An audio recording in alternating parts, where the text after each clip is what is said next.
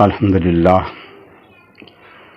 الحمدللہ وکفا وسلام علی عبادہ الذین اصطفیٰ خصوصاً علی سید الورا صاحب قاب قوسین او ادنیٰ اما بعد اعوذ باللہ من الشیطان الرجیم بسم اللہ الرحمن الرحیم وَإِنَّكَ لَمِنَ الْمُرْسَلِينَ سبحان ربک رب العزت عما یصفون وسلام علی المرسلین والحمد للہ رب العالمین۔ حضرت محترم علامہ شمس الدین رحمۃ اللہ علیہ اپنی تفسیر فصاحت البیان میں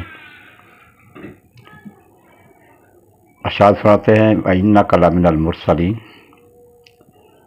اس کے ساتھ پہلے جو ربط ہے وہ بیان فرماتے ہوئے ارشاد فرماتے ہیں کہ مذکورہ جو پہلے قصص گزر چکے ہیں، جن میں پہلے واقعہ کہ جو ہزاروں کی تعداد میں تھے اور ان کو اللہ تعالیٰ نے وہ موت کے ڈر سے نکلے تو اللہ نے ان پر موت طاری کر دی، پھر ان کو زندہ کیا۔ اور دوسرا واقعہ طالوت کا اور اس نشانی کے ظاہر ہونے کا جو تابوت کی شکل میں تھی۔ تو اس میں مفسرین کا فرماتے ہیں کہ طالوت کے وقت میں اس وقت بنی اسرائیل کے ایک پیغمبر تھے حضرت شمویل علیہ السلام۔ تو حضرت شمویل علیہ السلام جس وقت تشریف لائے اس سے پہلے بنی اسرائیل پر جالوت اور اس کی قوم نے غلبہ حاصل کیا،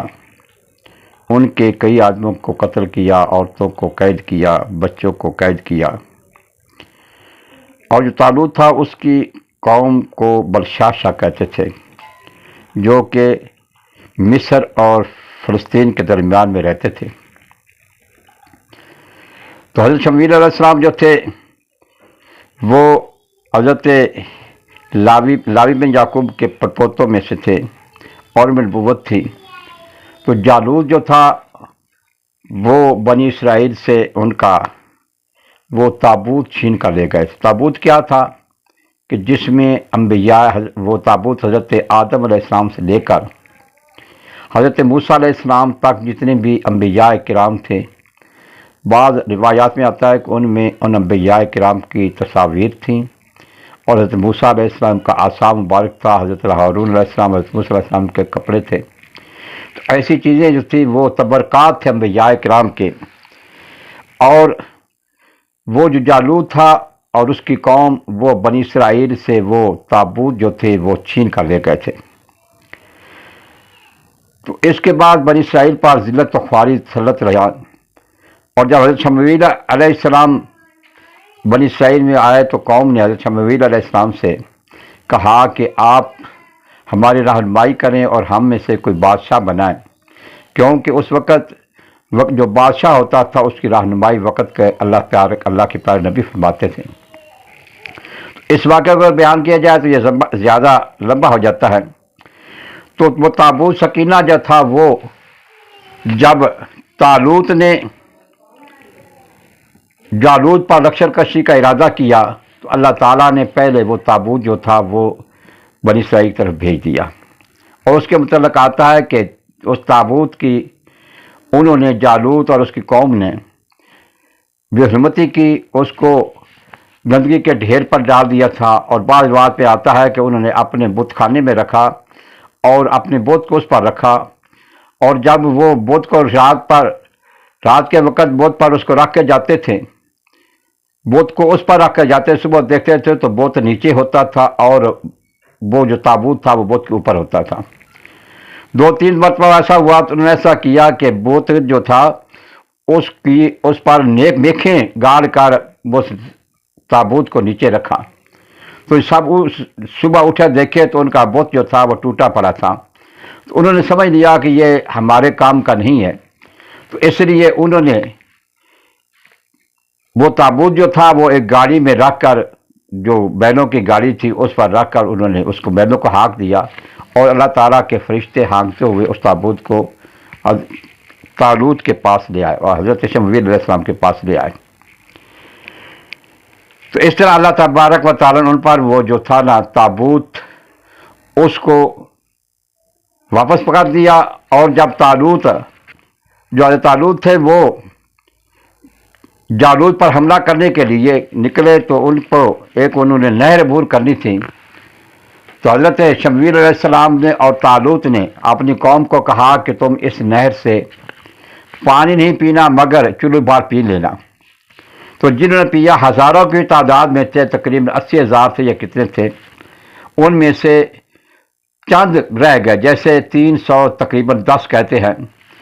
کہ 310 رہ گئے، باقی سب جو تھے انہوں نے معذوری ظاہر کر دی کہ ہم ان کے ساتھ جنگ نہیں کر سکتے ہیں۔ تو اس لشکر میں جو 310 تھا، اس لشکر میں حضرت داؤد علیہ السلام بھی تھے۔ حضرت داؤد جو تھے وہ اس وقت چھوٹے تھے، اور آپ کے باپ کے جو 13 بیٹے تھے ان بیٹوں میں سب سے حضرت داؤد چھوٹے تھے۔ تو حضرت داؤد علیہ السلام جو تھے، جب جالوت نے پکارا کہ ہمارے مقابلے کے لیے کوئی آئے کہ میرے ساتھ مقابلہ کر لے، طالوت کو کہا تم مقابلہ کرو یا کوئی آدمی بھیج دو جو مقابلہ کرے، اور فیصلہ ہو جائے گا کہ اگر میں غالب آ گیا تو تم مغلوب ہو گئے، اگر میں مغلوب ہو گیا تو تم غالب آ گئے۔ تو حضرت داؤد علیہ السلام جو تھے وہ تیار ہو گئے اس کے مقابلے نکلنے۔ اس سے پوچھا گیا کہ تم میں کیا خاص بات ہے کہ تم جالوت کے مقابلے کے لیے تیار ہو گئے ہو؟ آپ نے فرمایا کہ جب میں بکریاں چراتا ہوں تو اب میری بکریوں پر شیر یا بگیار وغیرہ جو ہوتے ہیں، بھیڑیا وغیرہ، وہ حملہ کرتے ہیں تو میں اس کو شیر کو یا اس بھیڑیوں کو پکڑ کر اس کی چباڑیوں کو کھول دیتا ہوں اور بکری اپنی سے ڈال دیتا ہوں، اس کی چباڑیوں کو چیر دیتا ہوں۔ تو اس طرح میرے پاس اتنی اللہ تعالیٰ نے طاقت عطا فرمائی ہے۔ اور آپ تیر اندازی کے ماہر تھے، تو حضرت داؤد علیہ السلام نے اس جالوت پر تیر پھینکا اور اس کو قتل کر دیا۔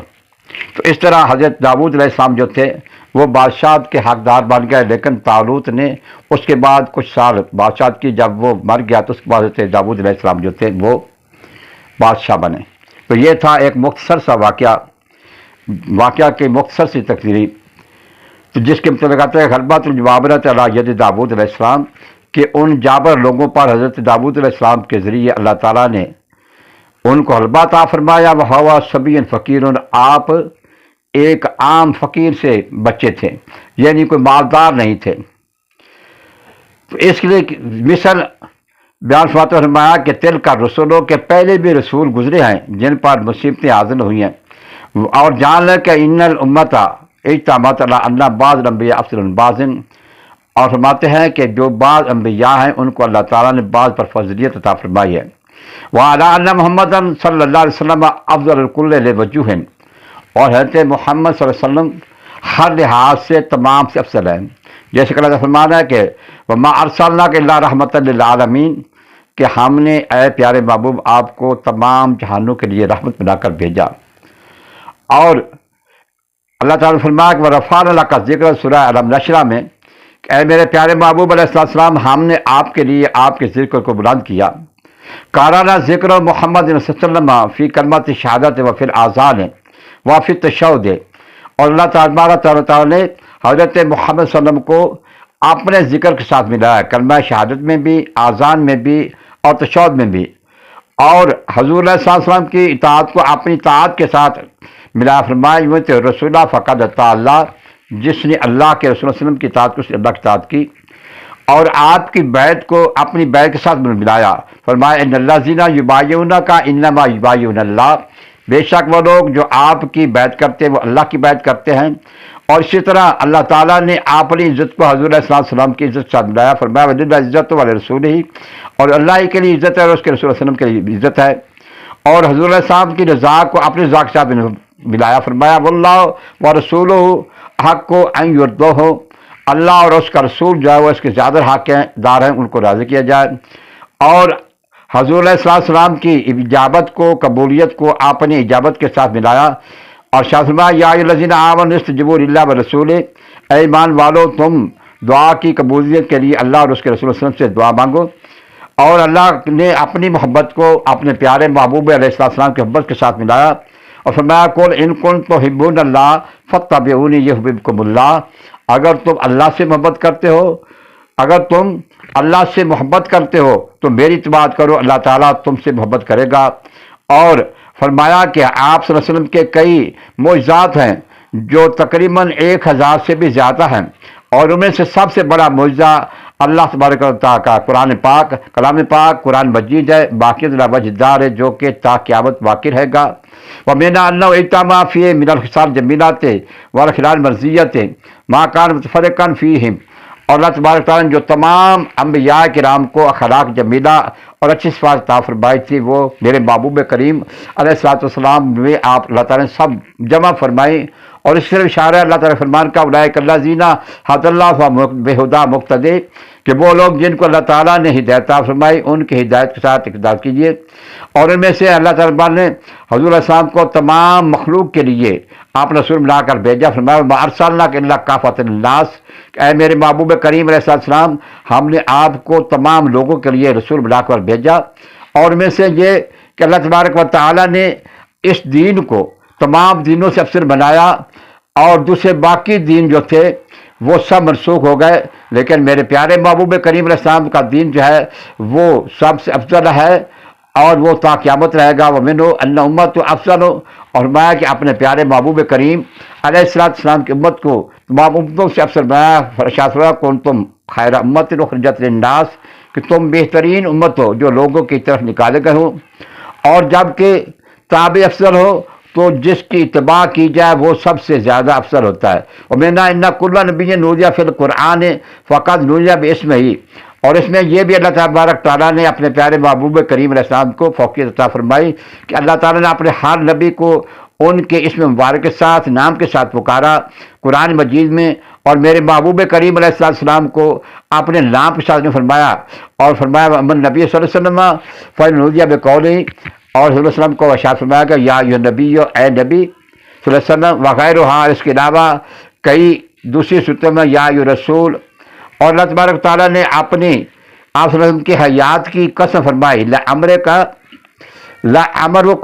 إِنَّهُمْ لَفِی سَکرَتِهِمْ یَعْمَہُونَ، اور فرمایا کہ حضور علیہ السلام نے فرمایا کہ بعض ان میں سے جو بعض مکان میں باقی رہتے ہیں، اور محمد صلی اللہ علیہ وسلم جو ہے وہ ایسے مقام اللہ تعالیٰ نے فرمایا کہ بعد رفع به الی سدرۃ المنتہیٰ، کہ حضور علیہ السلام کو اللہ تبارک تعالیٰ نے سدرۃ المنتہیٰ تک اعلیٰ مقام عطا فرمایا۔